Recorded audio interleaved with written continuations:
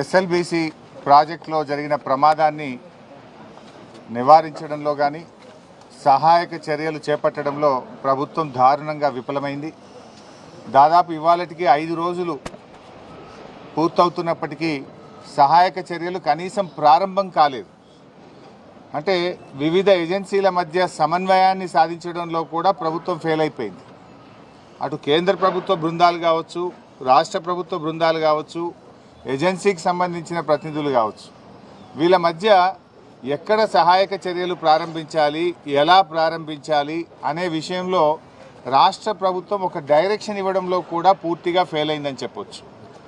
మంత్రులు అక్కడికి వెళ్ళి హెలికాప్టర్లో టీవీలలో ఇంటర్వ్యూలు ఇవ్వడం మీద పోటీ పడుతున్నారు తప్ప సహాయక చర్యలను ముమ్మరం చేయడంలో పూర్తిగా ఫెయిల్ అయిపోయారు. అది పైనుంచి హెలికాప్టర్లో చూస్తే సొరంగం లోపల ఏమన్నా ప్రత్యేకంగా చూడడానికి వీళ్ళకి ఏమైనా ఎక్స్రే కెమెరాలు కళ్ళు గిట్ట ఉన్నాయా?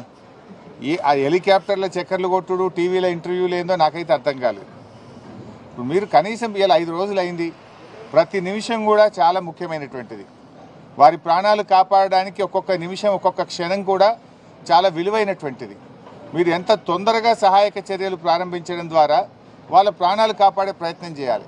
లోపల వాళ్ళకు ఆహారం లేదు, త్రాగునీరు లేదు, మరి వాళ్ళు ఎలా 5 రోజులు జీవించాలి?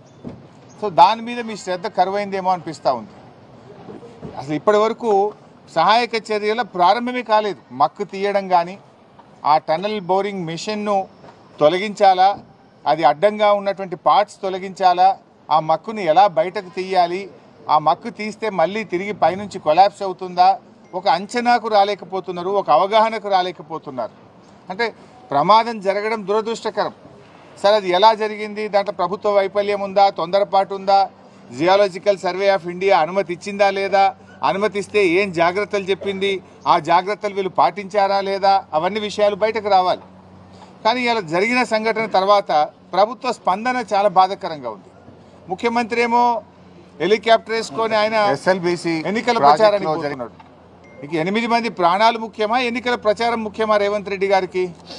కనీసం ముఖ్యమంత్రి అక్కడికి వెళ్ళి ఆ సహాయక చర్యల్ని ముమ్మరం చేయడంలో కానీ, ఒక డైరెక్షన్ ఇవ్వడంలో కూడా అటు ముఖ్యమంత్రి గారు, ఇటు నీటిపారుదల శాఖ మంత్రి కూడా పూర్తిగా ఫెయిల్ అయిపోయారు. రైట్ బాబు, మేము బీఆర్ఎస్ పార్టీ తరఫున సహాయక చర్యల్లో ఇబ్బంది కలగొద్దు, ప్రభుత్వానికి సహకరించాలి, సంయమనం పాటించాలని చెప్పి గత 4-5 రోజులుగా మేము వెయిట్ చేశాం.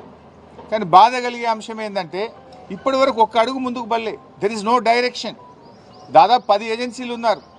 ఈ ఒక్కొక్కరు వెళ్తున్నారు, ఒకరొక మాట చెప్తున్నారు, ఒకరొక మాట చెప్తున్నారు. మేము మీడియాలో చూసిందో, పత్రికల్లో చూసింది చెప్తున్నా నేను.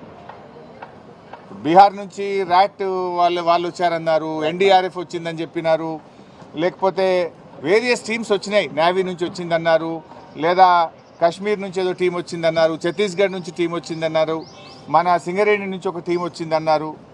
What is the direction? అది ఎవరు ఇవ్వాలి? గవర్నమెంట్ ఇవ్వాలి. అందరి మాటలు విని ఒక స్పష్టంగా ఒక లైన్ ఆఫ్ యాక్షన్ ఇచ్చి దాన్ని వేగవంతంగా చేసి వాళ్ళని బయటకు తీసుకొచ్చే ప్రయత్నం చేయాలి. అందులో పూర్తిగా ఫెయిల్ అయిపోయింది గవర్నమెంట్. బాధ కలిగే అంశం ఏంటంటే మీ ఫెయిల్యూర్ను కప్పిపుచ్చుకోవడానికి చిల్లర మాటలు మాట్లాడుతున్నారు. మేము రాజకీయాలు చేయకుండా సంయమనంగా, గంభీరంగా వాళ్ళ ప్రాణాలు కాపాడాలని బీఆర్ఎస్ సహకరిస్తూ ఉంటే, ఉత్తమ్ కుమార్ రెడ్డి గారు టనల్ దగ్గర కూర్చొని ప్రమాదం జరిగిన సంఘటన దగ్గర నుంచి బీఆర్ఎస్ మీద బురద జల్లే ప్రయత్నం, ఢిల్లీలో కూర్చొని రేవంత్ రెడ్డి ఎస్ఎల్బీసీ సొరంగంలో బీఆర్ఎస్ మీద బురద జల్లే ప్రయత్నం చేస్తుంటాడు. వెంకటరెడ్డి గారు అయితే ఆయన నీళ్లు, వాటర్ అంటాడు, ఆయన ఏం మాట్లాడతాడో నేను ఆయన గురించి మాట్లాడి దండగా. సో ఇట్లా ఒక గందరగోళమైన పరిస్థితి ప్రభుత్వంలో నెలకొన్నది. ముఖ్యమంత్రి మాటకు నీటిపారుదల మంత్రి మాటల మధ్య పొంతన లేదు. మీరు బీఆర్ఎస్ని విమర్శించడానికి ఇది సమయమా? అసలు బీఆర్ఎస్ని విమర్శించే నైతిక హక్కు మీకుందా?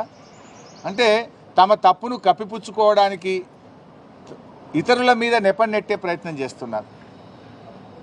అన్ని విషయాలు నేను అక్కడ డీటెయిల్గా మాట్లాడతాను.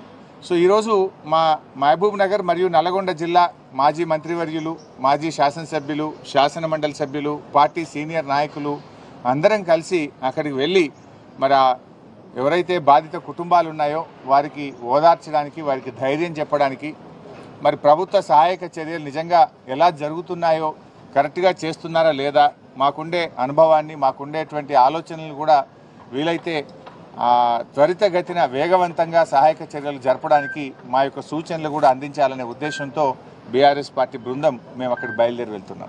చిన్న విషయం, ముఖ్యమంత్రి ఢిల్లీలో కూడా చిట్చాట్ చేస్తూ గత 10 నెలల్లో బీఆర్ఎస్ ఎస్ఎల్బీసీ పట్టించుకోలేదు కాబట్టి అది కూలిపోయిందని అంటున్నారు. రేవంత్ రెడ్డికి నిజాలు మాట్లాడు ఆయన జీవితంలో రాదు. అందుకే ఆయన పేరు యనుమల రేవంత్ రెడ్డి కాదు, ఎగవేతల రేవంత్ రెడ్డి, అబద్ధాల రేవంత్ రెడ్డి అని పేరు పెట్టినాం మేము. ఎందుకు? ఇచ్చిన హామీలను ఎగబెట్టింది కనుక ఎగవేతల రేవంత్ రెడ్డి, నోరిప్పితే అబద్ధాలు తప్ప నిజాలు మాట్లాడాడు కనుక అబద్ధాల రేవంత్ రెడ్డి ఆయన.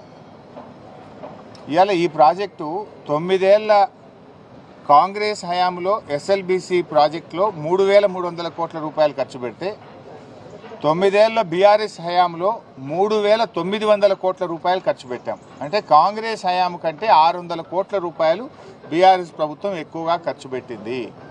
మాకు 2 సంవత్సరాలు కరోనా వచ్చి ఉత్తర భారతదేశం నుంచి వచ్చిన కూలీలందరూ కూడా వాళ్ళు వాపసు వెళ్ళిపోయారు. చాలామంది కూలీలు కరోనా సమయంలో వెళ్ళిపోయి పనులు ఆగిపోయినాయి. అంటే 2 వరుస కరోనా సంవత్సరాలు వచ్చినా కూడా కాంగ్రెస్ హయాం కంటే బీఆర్ఎస్ హయాంలోనే 600 కోట్ల రూపాయల పనులు అదనంగా జరిగాయి. ఈ ప్రాజెక్టులో 2 సొరంగాలు, 2 బ్యాలెన్సింగ్ రిజర్వాయర్లు ఉన్నాయి. ఆ 2 బ్యాలెన్సింగ్ రిజర్వాయర్లలో ఏదైతే నక్కలగండి, దాన్నే దిండి కూడా పేరు పెట్టారు, దిండి బ్యాలెన్సింగ్ రిజర్వాయర్ అంటాం. దాంట్లో అది 7.5 టీఎంసీల నీటి సామర్థ్యం కలిగినటువంటి రిజర్వాయర్. భూసేకరణ చేసి R&R చేసి దాదాపు 95% పనులు దిండి బ్యాలెన్సింగ్ రిజర్వాయర్లో పూర్తి చేశాం. పెళ్లిపాకల రిజర్వాయర్లో కూడా దాదాపు 50% వరకు పనులు పూర్తి చేశాం. ఎస్ఎల్బీసీ టనల్లో ఆ రోజు పనులు ఆగిపోయి కాంగ్రెస్ హయాంలో మూలకు పడితే కేసీఆర్ గారు అసెంబ్లీలో అఖిలపక్ష సమావేశాన్ని పిలిచి ఆనాటి ప్రతిపక్ష నాయకులు జానారెడ్డి గారితో సహా నల్లగొండ జిల్లా నాయకులను కూడా పిలిచి అన్ని రాజకీయ పార్టీలను పిలిచి అందరి అభిప్రాయాలు తీసుకొని 100 కోట్ల రూపాయల మొబిలైజేషన్ అడ్వాన్స్ ఇచ్చి పనులను పునఃప్రారంభింపజేసింది మా బీఆర్ఎస్ ప్రభుత్వం, ముఖ్యమంత్రి కేసీఆర్ గారు. అయితే మేము చేయాల్సిన ప్రయత్నం చేసినాం. లోపలికి వెళ్ళిన తర్వాత వాటర్ సీపేజ్ పెరిగింది, 2 సార్లు బేరింగ్లు ఫెయిల్ అయిపోయినాయి. అమెరికా నుంచి స్పేర్ పార్ట్స్ తెచ్చి టెక్నీషియన్స్ తెప్పించి దాన్ని మరమ్మతు చేపించి కూడా మేము పనులు ముందుకు తీసుకుపోయాం. బీఆర్ఎస్ హయాంలో 13 కిలోమీటర్లు టనల్ పనులు మేము పూర్తి చేశాం. అంటే అంత బాగా మా హయాంలో పనులు జరిగినాయి. అటు రిజర్వాయర్లు చేసినాం, 13 కిలోమీటర్ల టనల్ చేసినాం. నేను అడుగుతున్న రేవంత్ రెడ్డిని, నువ్వు 15 నెలలు అయింది గవర్నమెంట్ వచ్చి, 15 మీటర్లు తవ్వినావు? నీ 15 నెలల్లో 15 మీటర్లన్నా తవ్వినవా ఎస్ఎల్బీసీ సొరంగం అని అడుగుతున్నాను నేను. ఎవరు పనిచేయండి? మేము 13 కిలోమీటర్లు తవ్వినాం. కానీ రేవంత్ రెడ్డి 15 నెలల పాలనలో ఎస్ఎల్బీసీ సొరంగంలో 15 మీటర్ల పని కూడా జరగలే, 15 తట్టల మట్టి కూడా ఎత్తలే. నువ్వా మాట్లాడేది? ఇవాళ మేము కాళేశ్వరంలో 203 కిలోమీటర్ల టనల్ తవ్వాం. పాలమూరు ఎత్తిపోతల పథకంలో 100 కిలోమీటర్ల టనల్ తవ్వాం. మేము పనులు చేసి చూపించాం. ఎస్ఎల్బీసీ సొరంగంలో కూడా 13 కిలోమీటర్లు తవ్వాం. 3,900 కోట్ల రూపాయల పనులు బీఆర్ఎస్ ప్రభుత్వం చేసింది. అయినా రేవంత్ రెడ్డి మాట్లాడాల్సింది ఏంటి? ఢిల్లీలో వాళ్ళ ప్రాణాలు ఎట్లా కాపాడుతున్నాం, వాళ్ళ ప్రాణాలు కాపాడడానికి ప్రభుత్వం ఏ రకమైన చర్యలు తీసుకుంటుంది, ఎప్పట్లోగా రిలీఫ్ మెజర్స్ పూర్తవుతాయి, ఎప్పట్లోగా సహాయక చర్యలు పూర్తయి వాళ్ళని బయటకు తీసుకొస్తాము. ఢిల్లీలో నువ్వు అదా మాట్లాడాల్సింది? గత ప్రభుత్వం మీద బురద జల్లే ప్రయత్నం చేస్తావా? అంటే యు ఆర్ ఇన్ డిఫెన్స్. మొన్న కూడా కరీంనగర్ పార్లమెంట్ ఎన్నికలకు పోయి మీ ఓటే విలేయలేదు, మీరు ఎత్తెంత ఏ పోతే ఎంత, మాకు గెలిచినా ఓడినా నా గవర్నమెంట్ పడిపోదు అని ఆడబోయి మాట్లాడొచ్చింది. ఏది ఇక్కడ సొరంగంలో ప్రమాదం జరిగి ఇంత జరుగుతుంటే ఆడబోయి ఆ మాటలు మాట్లాడతాడు. ఢిల్లీలో పోయి ఏం మాట్లాడతాడు? ప్రధానమంత్రిను అక్కడ ఇంకెవరైనా కలిసినాక మేము ఎస్ఎల్బీసీలో ఇంకా టీమ్స్ పంపమన్నాము, ఎక్స్పర్ట్స్ని పంపమన్నాము, తొందరగా పనిచేయడానికి సహకరించమన్నాము, వీళ్ళని కాపాడాలని మాట్లాడతావా? నువ్వు గత ప్రభుత్వం మీద బురద జల్లుతావా? అంటే what it shows? You are in defence. నువ్వు తప్పు చేసినావు, నీ ప్రభుత్వం ఫెయిల్ అయిపోయింది, నీ చేతగానితనం వల్ల, నీ ప్రభుత్వ వైఫల్యం వల్ల ఇవాళ 8 మంది ప్రాణాలు గాల్లో ఉన్న పరిస్థితి ఉన్నది. నీ ప్రభుత్వ వైఫల్యం స్పష్టంగా కనబడుతుంది కనుక దాని నుంచి బయటపడడం కోసం రేవంత్ రెడ్డి గారు గత ప్రభుత్వం మీద బురద జల్లే ప్రయత్నం. పోనీ అందులో నిజాలు ఉన్నాయా? గత ప్రభుత్వం ప్రాజెక్టును పడించుకోనే లేదట. మరి 13 కిలోమీటర్లు దవ్వింది నిజం కాదా? 3,900 కోట్ల రూపాయలు ఖర్చు పెట్టింది నిజం కాదా? దిండి పెళ్లిపాకల రిజర్వాయర్లు నిర్మాణం జరిగింది నిజం కాదా? దీనికి సమాధానం చెప్పమని రేవంత్ రెడ్డిని. Thank you.